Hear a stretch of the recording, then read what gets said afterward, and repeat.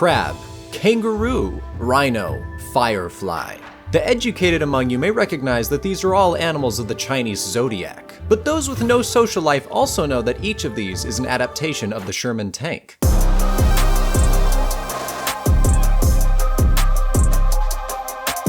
Hello you fine folks, welcome to the Ruiboss channel. Today we are doing an iceberg about the little tank that could, the M4 Sherman. The Sherman could, not because it had the best armor, nor the best firepower, and not because it was the most stylish, but because it was reliable, it could be mass-produced and maintained, and it could be shipped thousands of miles across the ocean to a combat zone. They got the job done, and when they couldn't, they were modified. Much in the same way that you can modify that subscribe button. The Sherman is well known as the workhorse of US armor in World War II, but do you realize how often it stood in for a literal workhorse? Bulldozing, mine clearing, rocket launching, swimming, all of it was done by a modified Sherman or an adaptation of its chassis. General William Sherman would have been proud, especially since he had 3 horses shot from under him in a single battle and probably would have appreciated a mount that was bulletproof. Now, the Sherman Iceberg we're covering today is one that I compiled myself, so I accept full responsibility if there are any noteworthy Shermans that I missed that should have made it on the list. But here's the thing. 50,000 Shermans were produced during World War II, and the Sherman chassis was probably the most widely adapted during the war. Finding and explaining every single Sherman variant that ever existed is a pilgrimage that I do not have the piety to undertake. But I believe I have compiled here a satisfactory iceberg. If any of you want to make a Sherman iceberg that includes every variant known to man, please do so and send it to me. I will look at it, I will be ashamed, and I will give you a shout out in a future video. But in the meantime, we have our own iceberg to go through, so join me, and we will dip our toes in the frigid waters of the Sherman rabbit hole. Beginning with the innocent and naive baby squirrel tier in the skies above the iceberg, we of course begin with the M4 Sherman. Officially designated the medium tank M4, the Sherman actually got its title from the British, who named it after the American Civil War General William T. Sherman.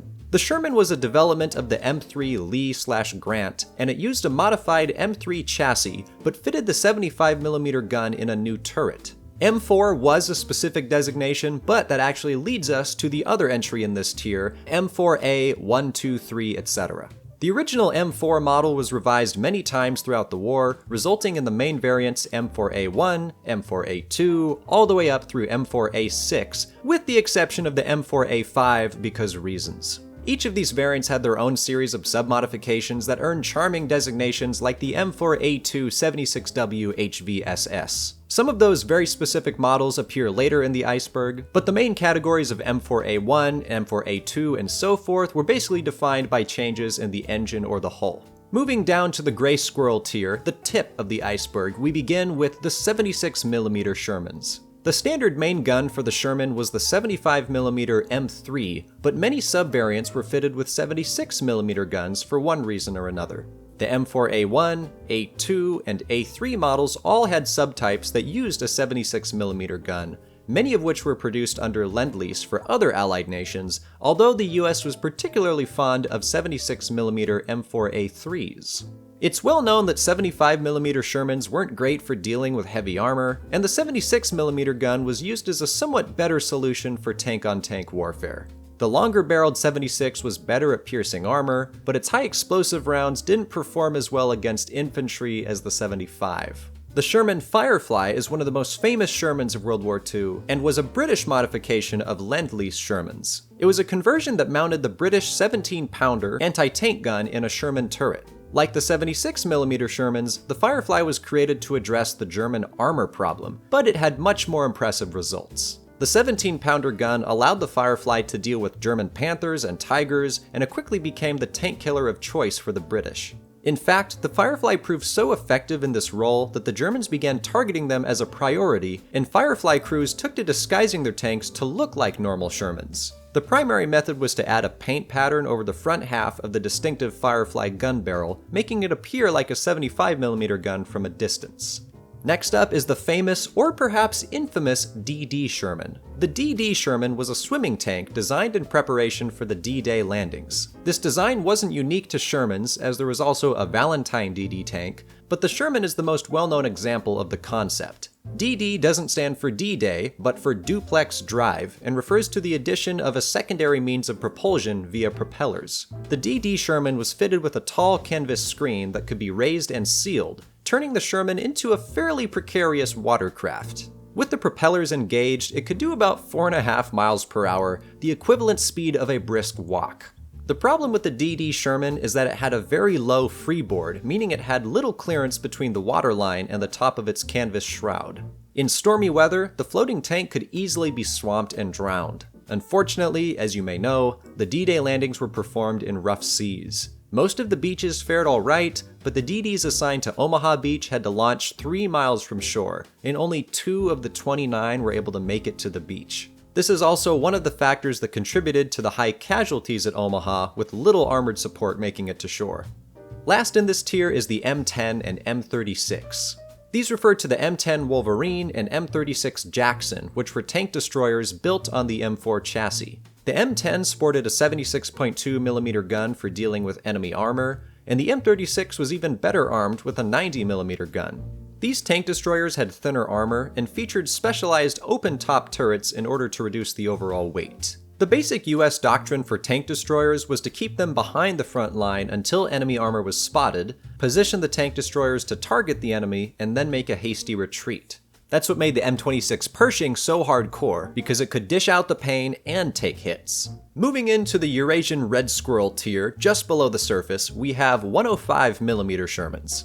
Like the 76mm Shermans, the 105 variants were just Shermans armed with a bigger gun, specifically the 105 howitzer.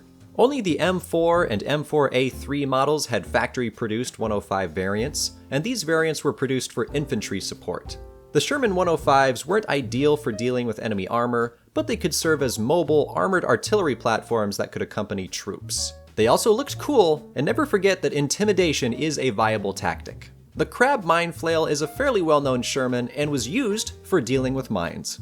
The mine flail concept isn't unique to the Sherman and was first implemented in the Matilda Scorpion, but the idea was adapted and applied to the Sherman, resulting in the Sherman Crab. The mine flail itself was a series of steel balls linked to a central rotor with heavy chains, and the whole unit was mounted to the front of an armored vehicle. In the case of the Crab, the mine flail was powered by the Sherman's engine, and as it spun, the flail would beat the ground and detonate any mines buried there. The Sherman Crab could motor through a minefield, exploding any mines in its path, and suffering minimal damage in the process. The Dozer was not a specific Sherman variant, but rather was a kit that could be applied to any Sherman. What did a Sherman Dozer do? Well, anything a bulldozer was supposed to.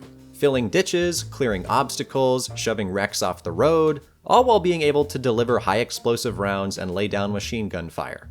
What more could you need in a tractor? Calliope and Whizbang were similar designs for Sherman-mounted rocket launchers. Technically, T-34 Calliope and T-40 Whizbang both refer only to the rocket launching system, but Shermans mounting them were called Calliopes or Whizbangs. These systems were designed to mount above a Sherman turret and would link to the standard 75mm gun with an arm. When the Sherman raised or lowered its main gun, this also changed the firing arc of the rocket tubes. Calliopes could fire 60 4.5-inch rockets before needing to be reloaded, each of which had the same explosive power as a 105 howitzer round. Whizbangs could fire 20 more powerful 7.2-inch rockets. The Whizbangs didn't really end up getting used, but Calliopes saw a bit of action in the field. Initially, a Calliope Sherman couldn't fire its main gun while the rocket frame was attached, but field mods could be made that moved the linking arm from the barrel to the gun mount. This limited the rocket firing arc, but allowed the Sherman to still use its main gun. While not the most accurate of artillery, the Calliope was a shock and awe weapon, and the scream of its rockets could often terrorize the enemy into surrender. M4A3E2 refers to the assault tank M4A3E2 Jumbo. The Jumbo is a well-loved tank in nerdy circles and was an up-armored variant of the M4A3. The added armor took the M4A3 from a combat weight of about 30 metric tons to 38 tons. This beefy Sherman design originated in 1942 when the British suggested modifying an M4 for attacking fixed positions. The idea was accelerated and approved as D-Day approached, and completed jumbos began arriving in France in September, a few months after the invasion began. The jumbo added an armor thickness of 1.5 inches to the front and sides of the hull, and 5 inches to the gun shield, and had various other modifications to protect the tank or manage the weight. With a new front armor thickness of 101mm at the hull, the jumbo actually out-armored the Tiger's 100mm. The Rhino was a hedge-cutting device that was invented during the breakout from Normandy. As tank columns advanced after D-Day, they quickly encountered the famous hedgerows of Normandy, which were quite dangerous for tanks to cross. This was because a tank had to expose its belly in order to climb over one, offering a perfect target to German anti-tank guns. Navigating hedgerows would be much safer if Allied vehicles could punch a hole through them rather than driving over them. The Sherman dozers offered some assistance, but the field invention of the Rhino proved a better option. The Rhino was basically just salvaged pieces of Czech hedgehogs that were welded to the front of a Sherman. These blades could tear right into the hedgerows, and they were a much less conspicuous option than dozers. Gun carriages is a fairly broad topic, and while there were many designations of gun carriages that used the M4 chassis, I'm just using it to refer to artillery. The M10 and M36 were both gun motor carriages, but we ain't fooled, those are tank destroyers. And I know that a tank destroyer is technically a form of artillery, but no one cares. The Sherman chassis was used to mount a variety of long-range guns, such as the 105 howitzer in the M7 Priest, the 155 gun in the M40, and the 8-inch howitzer in the M43. All of these vehicles were turretless, and the Sherman base was used as a mobile armored platform for deploying artillery. There was even a Canadian version of the M7 Priest called the Sexton Mark II, and it used the Canadian-produced Sherman as a base. And fun fact, the Priest got its name from the British because the machine gun turret resembled a pulpit, and the naming scheme followed the British deacon and bishop. The Canadian sexton fits as well, since a sexton is someone who looks after the grounds of a church. Continuing down to the black squirrel tier, we have the Grizzly. Grizzly refers to a Canadian production of the Sherman, the Grizzly Mark I. The Grizzly was based off of the M4A1, and it basically only had minor differences. It did have the addition of a 2-inch smoke mortar, but otherwise changes were pretty much limited to the tracks, stowage methods, and equipment like the radio. Not many Grizzlies were built, with less than 200 finishing production. That's less than 0.5% of all Shermans produced during the war. The M32 was a Sherman-based ARV, or Armored Recovery Vehicle. ARVs were heavy machines used for retrieving lost tanks and heavy vehicles. Basically, an armored vehicle designed for recovering armored vehicles. The M32 was fitted with tools like a winch and an A-frame for pulling tanks out of ditches and whatnot. It also came with a mortar that could deploy smoke rounds, as well as 2 machine guns if things got dicey. Various M32 models were produced, and they were based off of all Sherman variants from M4 through M4A4. More than 1,500 were built throughout the war, and they were used up until the 1950s. Kangaroo. A kangaroo is not only a bouncy marsupial, but also was a Canadian conversion of a tank into an APC, or Armored Personnel Carrier. The concept originated in the North Africa campaign, with the first kangaroos being converted from Stuart light tanks. In Normandy in 1944, 72 M7 Priests were converted to kangaroos to make up for a shortage of troop carriers, and the practice was soon applied to full Shermans as well. Nowadays, we just make dedicated armored personnel carriers, but you gotta give the Canadians credit for ingenuity, even if it did mean removing the gun from a perfectly good Sherman or Priest. If the Sherman Kangaroo wasn't enough of a desecration, enter the M34 and M35 prime movers. The M34 and M35 were essentially decapitated Shermans that were used as artillery tractors. In the case of the M34, an M32 ARV was stripped of its recovery equipment and then used to tow guns like the 8-inch howitzer. The M35 was created by removing the turret from an M10 Wolverine and was used to tow similar guns. Both modifications had air brakes installed to help manage the tow weight. However, on another occasion, the middleman was skipped entirely. In Italy, the British would take the turrets off of M4A2 Shermans in order to tow their 17-pounder anti-tank guns. It is unknown how many innocent Shermans were killed this way before the British finally just invented the Firefly. The inflatable Sherman refers to the Allied practice of using dummy tanks. These tanks were painted inflatable frames meant to resemble real tanks from the air or at a distance, and a dummy Sherman was one of the designs used. These inflatable tanks were used in various operations throughout the war, including the famous Operation Fortitude. Operation Fortitude was a scheme meant to deceive the Germans into thinking D-Day would take place at Calais rather than Normandy. A ghost army was invented and backed up with radio traffic, double agents, and fake tanks and structures on the British coast. If a German recon plane were to pass over England despite Allied air supremacy, it would appear that the Allies had a large force preparing to invade at Calais. Field armor refers to the various ways that Allied tankers tried to increase the armor of their Shermans. Factory Sherman armor didn't hold up well against Panthers and Tigers, and Sherman tank crews did their best to increase their chances. Sandbagging was a common choice for this, which caused General Patton some annoyance when tankers in his command added them to their tanks. Logs were also used, as they were easy to obtain, and spare tracks were even attached to Sherman hulls. Possibly the most effective choice was simply scrounging armor panels from other destroyed tanks. There's no telling how many wacky things Sherman tankers tried in the field, so comment below the weirdest field armor you've heard of. Moving deeper into the iceberg waters, we arrive at the flying squirrel tier. First off is bridge layers. Pictures of these were hard to find, so you may or may not be looking at a true Sherman bridge layer, but they existed. The AVLB, or Armored Vehicle Launched Bridge, was a concept that predated World War II, and the Germans and British in particular used armored vehicles that could deploy bridges. The purpose was self-evident. If there's not a bridge that can support your tank, or the terrain is broken up, you can bring up an AVLB and make your own bridge. Sherman chassis were adopted for this purpose, but again, apparently not often enough for there to be pictures of them.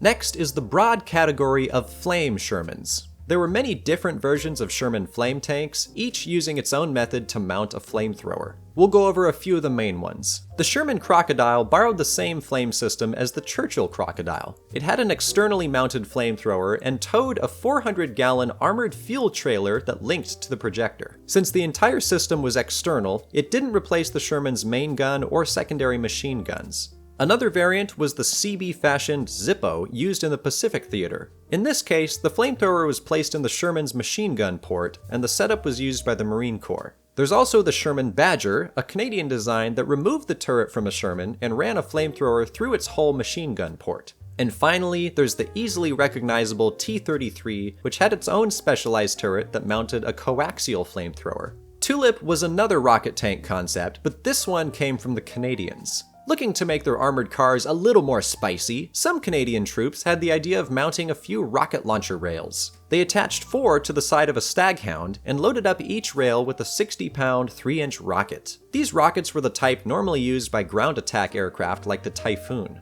These Staghounds never saw combat, but the concept was soon applied to a Sherman, and after a successful test, an entire squadron of Canadian Shermans were fitted with the rockets. The pictures we have only show a 2-rocket configuration, but an officer did write of attaching a total of 4 to a tank.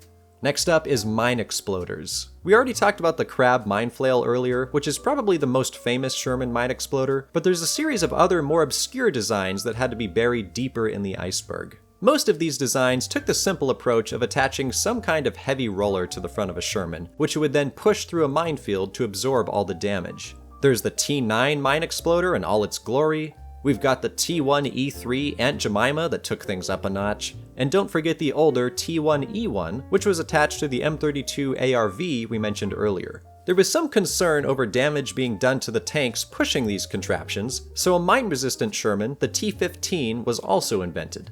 But then there's the T10 mine exploder, because a monster truck tank that can itself be a mine roller is much more hardcore.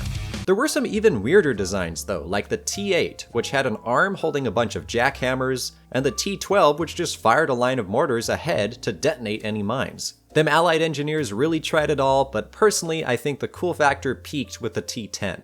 We now begin to enter the cursed and dark waters of the lower tiers, beginning with the rabid hammy section.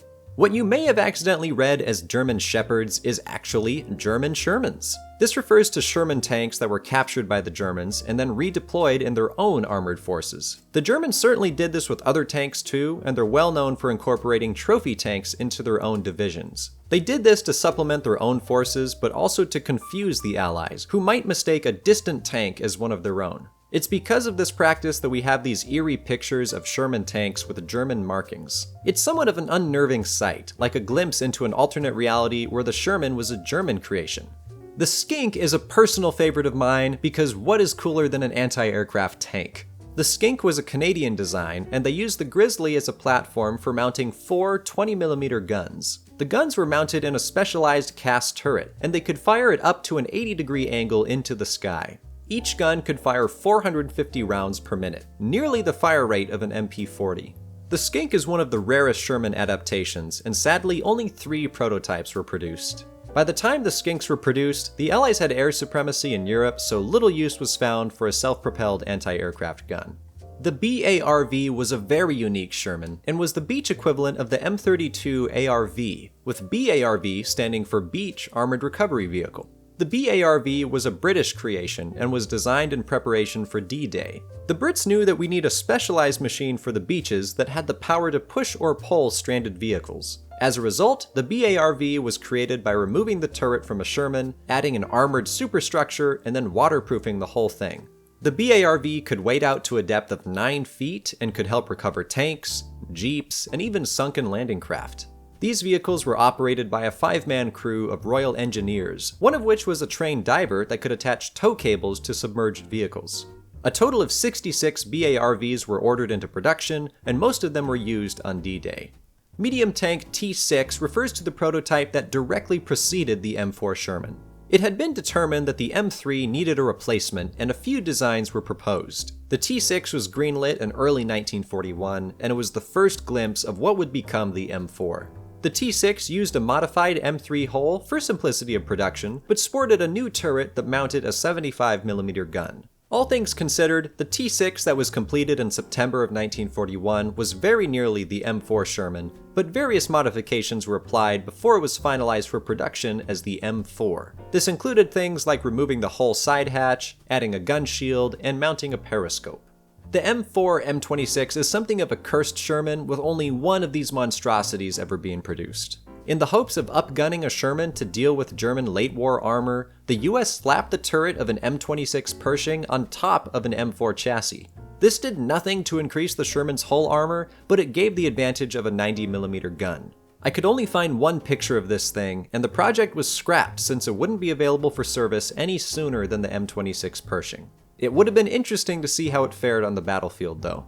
Continuing our descent into madness, we arrive at the Scrat tier. This tier begins with post-war Shermans, a topic that is so large it really does deserve its own iceberg. I chose to focus on World War II era Shermans for this iceberg, and I confined all post-war Shermans to this one topic. But we'll go over some of the big players as an overview. The US did keep the Sherman in service until 1957, using the M4A3E8 model, but it's because of export to other countries during and after the war that the Sherman saw so much continued use. In fact, the last Shermans in service were used by Paraguay until 2018. This was the Sherman Repotenciado, which was a heavily updated Sherman that mounted a long-barreled 105mm gun.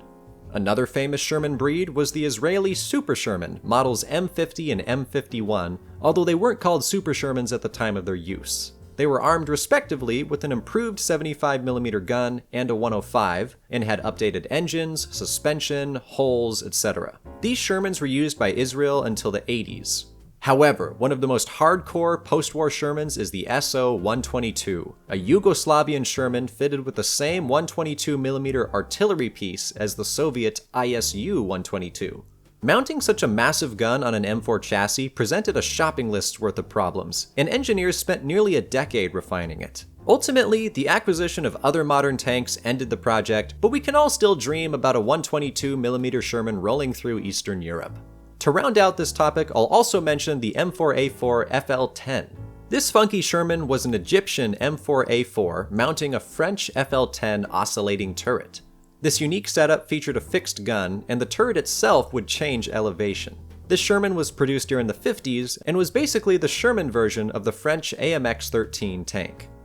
The T-14 is not just a hyperdrive generator, but was also an experimental assault tank. The T-14 was a cooperative effort between the UK and the US, and was conceived in 1942 as an alternative to the British Churchill tank.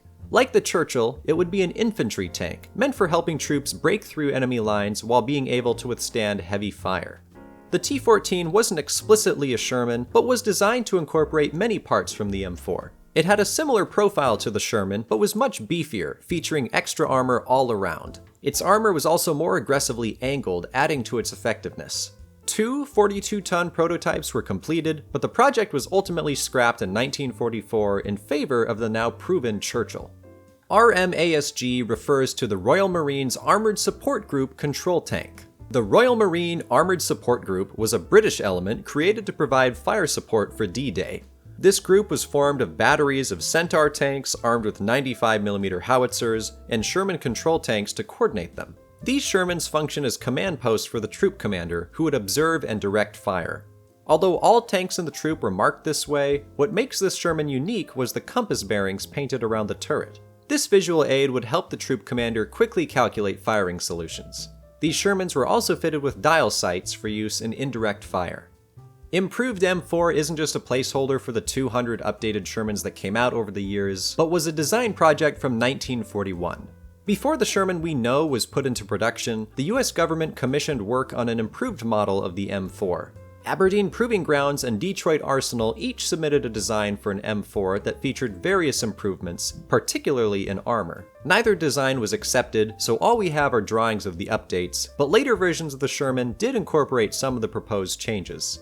As we near the bottom of the iceberg, we now enter the Squirrel Berserker tier. And what better way to begin than with the T-31 demolition tank? The T-31 was truly a beast of a Sherman, and was designed as a heavy engineering vehicle. The US wanted a tank that could both deal with minefields and destroy enemy fortifications, and they used the M4A3 chassis as a place to begin.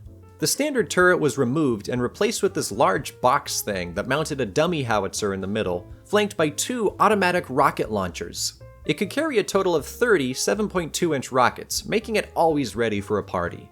The T-31 also featured a flamethrower and a total of 4 machine guns. For dealing with mines, it was meant to be fitted with a dozer blade, but we don't have any pictures of that configuration. Since the T-31 was commissioned so late in the war, it never got to see combat, and only one prototype was ever produced. Soviet Sherman may not be too surprising, since the US gave huge amounts of supplies to the Soviet Union under Lend-Lease, but what's unique is the Sherman M4M. M4M was the designation given to Shermans that had been fitted with the 76.2mm gun from the Russian T-34. This conversion was done because the Soviets were afraid they'd run out of ammunition for the Sherman's 75mm gun, and so they started using their own main gun. There was even talk of replacing the Sherman turret with a T-34 turret mounting an 85mm gun, but it's believed that this was just hypothetical. In any case, conversions to the T-34 gun were stopped once the Russians were assured they'd have all the 75mm shells they'd need. The T-52 was another attempt at an anti-aircraft tank, but this time by the Americans. It seems that only one was made, making it rarer than the Skink, and this Sherman chassis mounted a ball turret. This setup was built on the M4A2 hull and was armed with a 40mm anti-aircraft gun flanked by two 50 cal machine guns. While the design looked hardcore, it suffered from plenty of issues. Crew conditions were cramped, maintenance was difficult, the turret couldn't move fast enough to track aircraft, and the spent casings from the 50 cals could potentially jam up the turret. The project was ultimately cancelled in 1944. The T-53 is just as obscure and was a Sherman with a rear-mounted 90mm gun. This weapon was an anti-aircraft gun very similar to the German 88, and the T-53 was meant to function both as an anti-aircraft tank and a tank destroyer. It was followed up by the T-53E1, which mounted the gun at the center instead of the rear, and had a gun shield added. The project was sadly cancelled when both the anti-aircraft and tank destroyer units rejected it. Beyond that, not much is known about the T-53. Folks, we now find ourselves in the deepest, darkest tier of the Sherman Iceberg. That's right, the squirrel with a gun tier. It's been a wild, horizontal volute suspension systemless ride, and we're just hoping that our submersible Sherman variant doesn't implode until after we get to the last entry. And no, there was no submarine variant of the Sherman, although many DDs gave it their best shot. Instead, we begin with the American Firefly. That's right, the United States learned from the British, and we converted our own Shermans to carry a 17-pounder gun. Technically, the conversions were carried out by British personnel in England, but they used American tanks. These conversions began in March of 1945, once the US came to appreciate the threat of German heavy armor.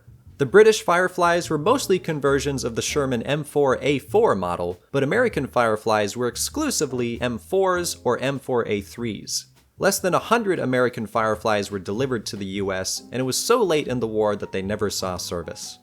But what's even rarer than an American Firefly? A grizzly Firefly. Around the same time the US was warming to the idea of putting 17-pounder guns on the Sherman, the Canadians received 3 Firefly turrets from the British. They performed their own Firefly conversions, mounting the turrets on 3 Grizzlies. Like the American Fireflies, these tanks never saw combat, but they were still used for training. Unlike the American Fireflies, whose final fates remain unknown, one Grizzly Firefly survived and is on display in a museum in Canada.